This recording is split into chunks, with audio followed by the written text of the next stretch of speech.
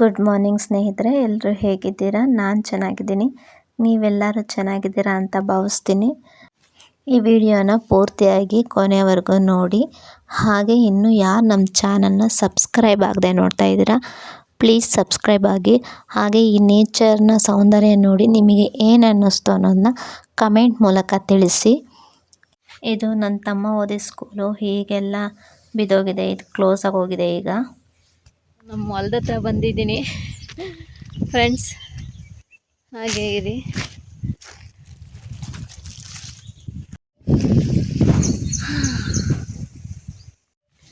ಮಳೆ ಇಲ್ಲದೆ ಹುಟ್ಟಿದ್ದಾರೆ, ಬಟ್ ಏನು ಬಿತ್ತನೆ ಮಾಡಿಲ್ಲ ನೋಡಿ. ಮಳೆ ಇಲ್ಲದೆ ರೈತನಿಲ್ಲ, ರೈತನಿಲ್ಲದೆ ನಾವೇ ಇಲ್ಲ. ಏನಂತೀರಾ ಇದಕ್ಕೆ ಫ್ರೆಂಡ್ಸ್? ಅವು ಮಳೆ ಇಲ್ಲದೇ ನೋಡಿ ಎಷ್ಟೆಷ್ಟು ಸಣ್ಣಕ್ಕೆ ಬಿಟ್ಟಿದೆ ಈ ಸಲ. ಇವು ನೋಡಿ, ಇದೊಂದು ಪರವಾಗಿಲ್ಲ ಅಷ್ಟೆ, ಕೈಗೆ ಎಟ್ಕುವ ರೀತಿಯಲ್ಲಿದೆ. ಅಂಬಾಳೆ ಕಡ್ದಿದೆ. ಸೀಮೆ ಹುಲ್ಲುಗಳು ನಮ್ಮ ಹಸುಗಳಿಗೆ ಅಂತ ಈ ಬದ ಅಂತೀವಲ್ಲ, ಬದಿದ್ದಲ್ಲಿ ಹಾಕೊಂಡಿದ್ದಾರೆ ನಮ್ಮ ತಂದೆ. ಇಲ್ಲಿ ಹಾಗೆ ಇಲ್ಲೆಲ್ಲ ಹಾಕೊಂಡಿದ್ದಾರೆ. ಹುಟ್ಟಿ ಬಂದೇನಾ ಜನುಮ ಜನುಮದಲ್ಲಿ, ಬಿಟ್ಟು ಹೋಗೇನಾ. ಬರ್ಡ್ ಸೌಂಡ್ ಆಗ್ತಾಯಿದೆ, ಇದನ್ನು ಕೇಳಿಸ್ಕೊಳ್ಳೋಣ, ವಿಡಿಯೋ ತಗೊಳ್ಳೋಣ ಅಂತ ಬಂದೆ, ಬಟ್ ಅದು ಸಿಗಲಿಲ್ಲ.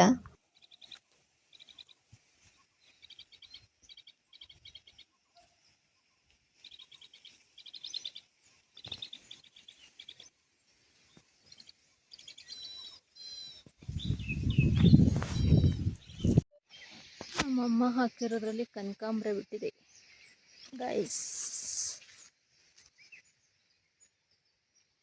ಚೆನ್ನಾಗಿದೆ. ಬೇಕೊಂಡಿದ್ದಾವೆ ಎಲ್ಲ. ಸ್ವಲ್ಪ ಮಳೆ ಒಯ್ದಿದೆಯಲ್ಲ, ಅದಕ್ಕೆ ಚಿಗುರ್ಕೊಂಡಿದ್ದಾವೆ. ನಮ್ಮ ಹೊಲದಿಂದ ನೋಡಿದ್ರೆ ನಮ್ಮ ಮೇಲ್ಕೋಟೆ ಎಷ್ಟಿದೆ, ಈಗ ಕಾಣಿಸುತ್ತೆ. ಅದೇ ಕಾಣಿಸ್ತಿದೆಯಲ್ಲ, ಅದೇ ಮೇಲ್ಕೋಟೆ.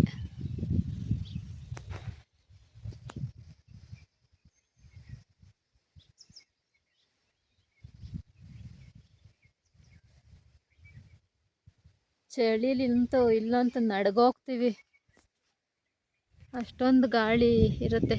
ಯಾಕಂದರೆ ಸುತ್ತಮುತ್ತ ಎಲ್ಲ ಗಿಡ ಮರಗಳೇ ಇರೋದ್ರಿಂದ.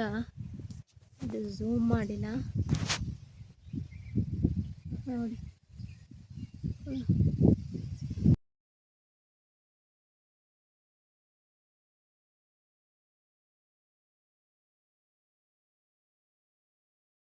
ಇಲ್ಲಿ ಇಳಿಯೋದು ಸುಲಭ, ಆದರೆ ಅದು ಏನಾದರೂ ಭಾರ ಇಟ್ಕೊಂಡು ಹತ್ತಬೇಕು ಅಂದರೆ ತುಂಬಾ ಕಷ್ಟ. ಇಲ್ಲಿಂದ ನಾವು ನೀರನ್ನೆಲ್ಲ ತಗೊಂಡು ಮನೆಗೆ ಹೋಗಿದ್ದೀವಿ. ಆವಾಗ ನೀರಿಗೆ ತುಂಬಾ ಪ್ರಾಬ್ಲಮ್ ಆಗ್ತಾಯಿತ್ತು. ಈಗೆಲ್ಲೋ ಬಂದಿರೋದು ಮನೆಗೆ ಗಂಗೆ ಅಂತ. ಮೊದಲೆಲ್ಲ 1 ಕಿಲೋಮೀಟ್ರ್ 1.5 ಕಿಲೋಮೀಟ್ರಿಂದ ನೀರೆಲ್ಲ ಒತ್ತಿದ್ದೀವಿ, ಬಟ್ ನಾನು ಒತ್ತಿಲ್ಲ, ಅಮ್ಮ ಜಾಸ್ತಿ ಒತ್ತಿದ್ದಾರೆ. ನಾನು ಒಂದೊಂದೇ ಇಟ್ಕೊಬತ್ತೀದ್ದು, ಯಾಕಂದರೆ ನಾನು ಇಲ್ಲಿ ಜಾಸ್ತಿ ಬೆಳೆದಿಲ್ಲ, ಅಜ್ಜಿ ತಾತ ಹತ್ರ ಬೆಳೆದಿರೋದ್ರಿಂದ ನಾನು ಜಾಸ್ತಿ ಇಲ್ಲಿ ಅಷ್ಟು ಹೊಲ್ದ ಕೆಲಸನೂ ನನಗೆ ಅಷ್ಟಾಗಿ ಬರೋಲ್ಲ.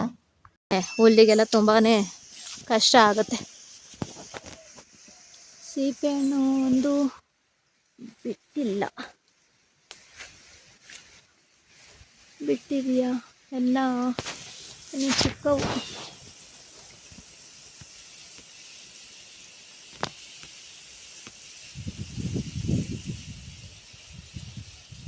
ಈಚೆ ಅಷ್ಟೆ.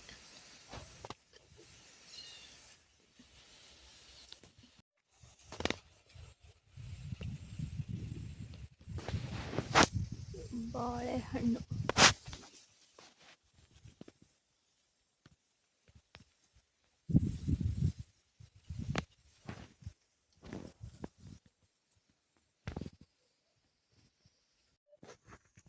ಈ ಹೊಲನ ಒತ್ತಿದ್ದಾರೆ, ಬಟ್ ಮಳೆ ಇಲ್ಲ.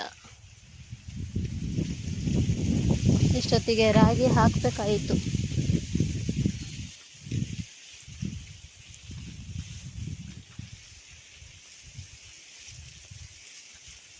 ನೇಚರಿನ ಸೌಂದರ್ಯ ಮೈಂಡ್ ಫುಲ್ಲು ಫ್ರೆಶ್ ಆಗಿಬಿಡುತ್ತೆ.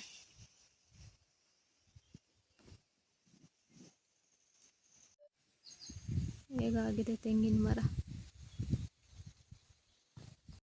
ಇದು ನೆನಪಿದೆಯಾ ಫ್ರೆಂಡ್ಸ್? ಇದು ಇಂಕು ಅಂತ ಕಿತ್ಕೊಂಡು ಬರಿತಾ ಇದ್ದು, ಕೈಗೆಲ್ಲ ಹಾಕೊತಾ ಇದ್ದು ನೆನಪಿದೆಯಾ? ತೋರಿಸ್ತೀನಿ ತಡೀರಿ ಕಿತ್ತಿ.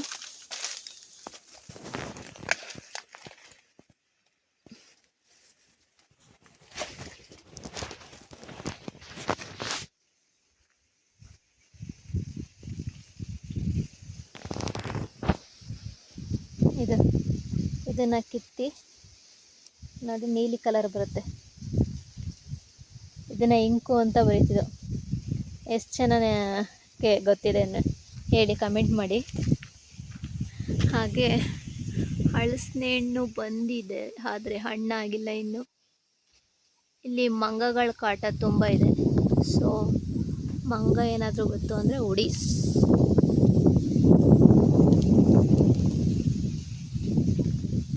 ಇಲ್ಲಿ ಅಮ್ಮ ಸ್ವಲ್ಪ ದಾಸವಾಳ ಹಾಕ್ಕೊಂಡಿದ್ದಾರೆ, ಪೂಜೆ ಗೀಜೆಗೆ ಬೇಕು ಅಂತ. ನಾವು ಸಿಟಿಯವ್ರಂಗೆ ಡೈಲಿ ಹೂವು ಹಾಕ್ಕೊಂಡಲ್ಲ. ಇಲ್ಲಿ ಇರೋ ದಾಸವಾಳಗಳು ಗಿಡಗಳಲ್ಲಿ ಏನೇನು ಹಾಕ್ಕೊಂಡಿರ್ತಾರೆ ಆ ಹೂವುಗಳನ್ನೇ ಕಿತ್ಕೊಂಡು ಪೂಜೆ ಮಾಡ್ತಾರೆ. ನಮ್ಮಂಗೆ ಏನು ಡೈಲಿ ಪೂಜೆ ಮಾಡಲ್ಲ ಅವರೆಲ್ಲ. ಹಳ್ಳಿಗಳಲ್ಲಿ ಅವ್ರಿಗೆ ಭೂಮಿನೇ ದೇವರಾಗಿ ಹೋಗಿರ್ತಾರೆ. ಸೊ ಬೆಳಗ್ಗೆ ಎದ್ದ ತಕ್ಷಣ ಭೂಮಿಲಿ ಕೆಲಸ ಮಾಡೋದೇ ಅವ್ರ ಕಾಯಕ ಆಗೋಗಿರುತ್ತೆ. ಹಾಗಾಗಿ ಭೂಮಿನೇ ದೇವರು ಅಂತ ಅಲ್ಲೇ ಜಾಸ್ತಿ ಸ್ಪೆಂಡ್ ಮಾಡ್ತಾರೆ. ಸಾಕಾಗಿರ್ತಾರಲ್ಲ, ಡೈಲಿ ಇಲ್ಲ, ಹಬ್ಬ ಹುಣ್ಣಿಮೆಗಳಲ್ಲಿ ಇಲ್ಲಾಂದರೆ ವೀಕ್ಲಿ ಒಂದ್ಸತಿ ಅವರು ಫೋಟೋ ಎಲ್ಲ ಒರೆಸಿ ಪೂಜೆ ಮಾಡೋದು. ಹಾಗಾಗಿ ಜಾಸ್ತಿ ಅವರಿಗೇನು ಹೂವಿನ ಅವಶ್ಯಕತೆ ಇರೋದಿಲ್ಲ. ಕೊಂಡಬೇಕು ಅಂದರೆ ಹಬ್ಬದ ಟೈಮಲ್ಲಿ ಮಾತ್ರ ಕೊಂಡೋದವರಷ್ಟೇ. ಅಲ್ಲಿಂದ ಈ ಮೇಕ್ಕೆ ಹೋಗ್ಬೇಕು ಈಗ. ನೋಡಿ, ಈ ಥರ ಇತ್ತು ಇಲ್ಲಿ. ಅಪ್ಪ ಅದನ್ನೆಲ್ಲ ಕಲ್ಲೆಲ್ಲ ಒಡಿಸಿ ದಾರಿ ಮಾಡ್ಕೊಂಡಿದ್ದಾರೆ ಈಗ ಹಿಂಗೆ ಹೋಗೋಕ್ಕೆ. ಈ ಥರ ಇತ್ತು ಬೆಟ್ಟ.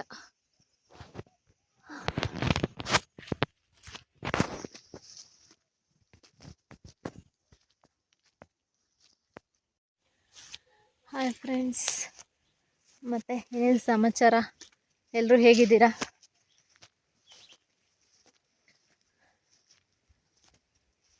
ಅಮ್ಮರೆಲ್ಲ ಹಾಲು ಕರೀತಾಯಿದ್ರು. ತಡಿ, ನಾಳೆ ಏನು ಉಪವಾಸ ತಪ್ಪೋದು ಬಾಡೂಟ ಇದೆಯಲ್ಲ, ಇನ್ನು ಆ ಕಡೆ ಗಮನ ಆಯಿತು ಅಂದರೆ ಈ ಕಡೆ ಬರೋಕ್ಕಾಗಲ್ಲ. ಇನ್ನು ಊಟ ಮುಗಿಸ್ಕೊಂಡು ಮನೆಗೆ ಬೆಂಗಳೂರಿಗೆ ಹೊರಡಬೇಕು. ಹಾಗಾಗಿ ಈಗಲೇ ಒಂದು ಸಲ ನನ್ನ ಹಿಂದೆ ಸೂರ್ಯನ ಬೆಳಕು ಬೀಳ್ತಾ ಇದೆ. ಒಂದು ನಿಮಿಷ ಇರಿ, ವಿಡಿಯೋ ಮಾಡ್ತೀನಿ. ಸಂಜೆ ಸೂರ್ಯ ಸೂಪರ್.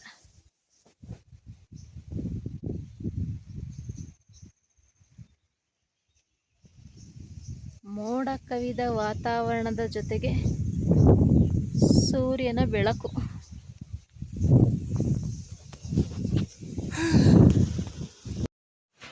ದೂರದ ಬೆಟ್ಟ ನುಣ್ಣಗೆ ಅಂತಾರಲ್ಲ, ಹಾಗೆ ಅಲ್ಲಿ ನೋಡಿ ಎಂಡಲ್ಲಿ ಕಾಣಿಸ್ತಿದೆಯಲ್ಲ, ಅದೆಲ್ಲ ಬೆಟ್ಟನೇ. ಇಲ್ಲಿಗೆ ಯಾವ ಥರ ಸಮೂನ ಆಗಿ ಕಾಣಿಸ್ತಾ ಇದೆ. ಅದು ಎಷ್ಟೆಷ್ಟು ದೊಡ್ಡ ಬೆಟ್ಟ, ಅದೆಲ್ಲ ಕಾಣಿಸ್ತಾ ಇರೋದೆಲ್ಲ ಮೇಲ್ಕೋಟೆದು ಬೆಟ್ಟ ಸುತ್ತ ಇರೋದು. ಎಷ್ಟು ಇದಾಗಿ ಕಾಣಿಸ್ತಾ ಇದೆ.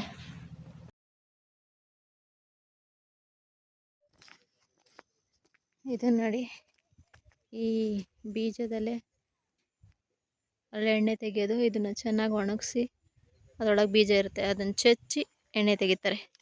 ಹರಳೆಣ್ಣೆ ಅಂದರೆ ನಮ್ಮ ಕಡೆ ಎಲ್ಲ ಕೈ ಎಣ್ಣೆ ಅಂತ ಹೇಳ್ತಾರೆ. ಇದು ಹರಳೆಣ್ಣೆ ಎಲೆ ಗಿಡ.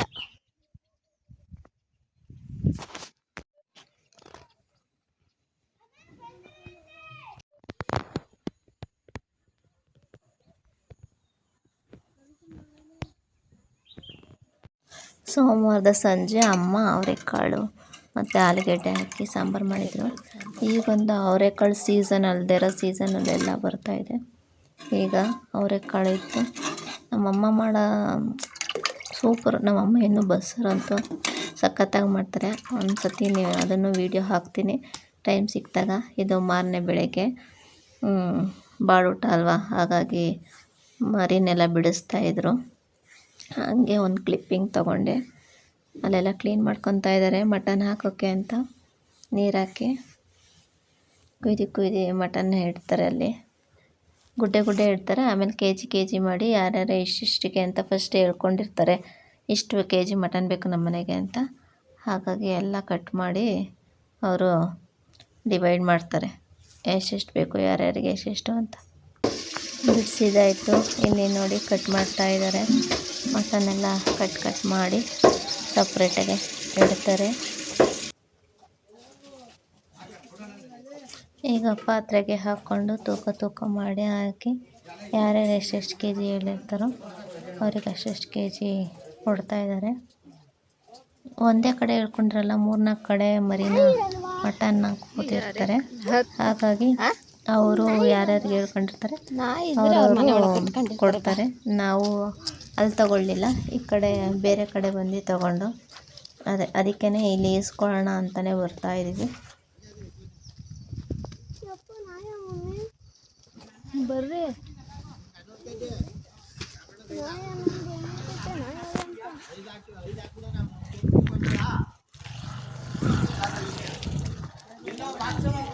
ತಂದೆ ಇಲ್ಲ ಅಲ್ಲಿ ಇಟ್ಟಿ ಸ್ಟೀಲ್ದು ಕ್ಯಾನು. ಹಾಂ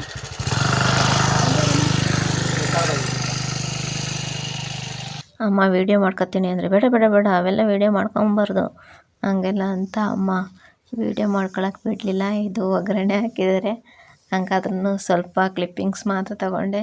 ಲಾಸ್ಟಲ್ಲಿ ಕೊನೆ ತೆಗಿಯೋಕ್ಕಾಗಲಿಲ್ಲ. ಅಮ್ಮ ಬೇಡ ಅಂತ ಅಂದರು. ನಾವು ಹೀಗೇ ಈ ಹಬ್ಬದಲ್ಲಿ ಮಾತ್ರ ಇಲ್ಲಿ ಹೊರಗಡೆ ಎಲ್ಲ ಕಲ್ಲಿಟ್ಕೊಂಡು ಒಲೆ ಹಾಕಿ ಮಾಡ್ಕೊತೀವಿ. ಈಗ ಎಲ್ಲ ಕಾಯಿ ರುಬ್ಬಕ್ಕೆ ಅಂತ ಎತ್ತಿಟ್ಟಿದ್ದಾರೆ. ಅಮ್ಮ ಸಾಂಬಾರು ಮಾಡಿರೋನ್ನೆಲ್ಲ ತೋರ್ಸೋಕ್ಕೆ ಬಿಡಲೇ ಇಲ್ಲ. ಈ ವಿಡಿಯೋನ ಇಲ್ಲಿಗೆ ಎಂಡ್ ಮಾಡ್ತಾಯಿದ್ದೀನಿ. Thanks for watching and keep supporting always. Thank you. Bye.